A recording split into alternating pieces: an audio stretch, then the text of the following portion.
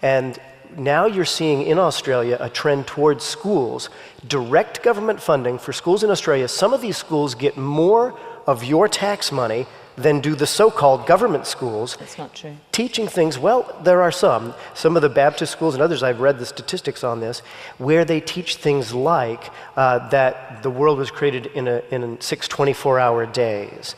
This sort of thing. That's not allowed.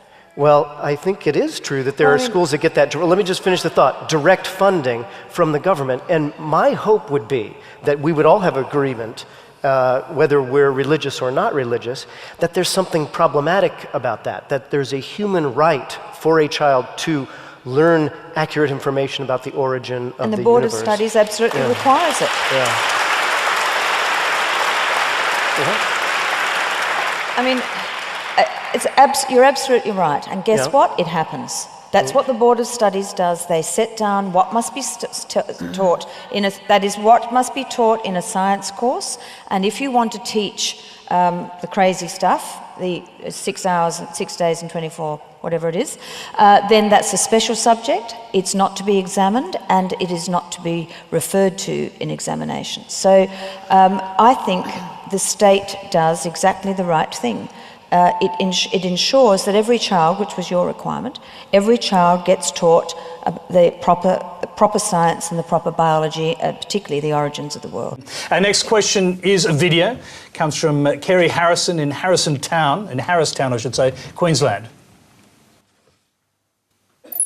I expected my kids to be taught science in science classes at their local state school. So I was a bit angry when my son was taught a creation story about the origin of the universe in his Year 11 physics class at a local high school.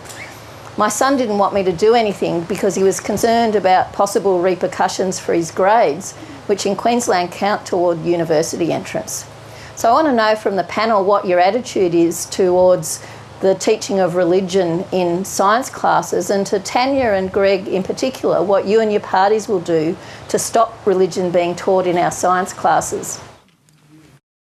And people have written me once I've come to Australia and given me a lot of examples in Queensland, the fact of creationism being used in science. I'll tell you what we'll do. We actually have another video question which I think demonstrates that this is a little more widespread. It's from Kathy Byrne in East Ballina, New South Wales. Let's go to that one as well.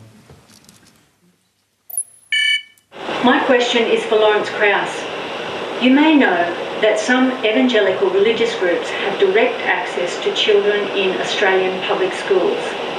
My research has shown that some of these organisations teach that man and dinosaurs once lived together, that the earth is only 6,000 years old, and that children will burn in hell if they don't read the Bible every day. How might teaching such things to children in state education affect Australia's future?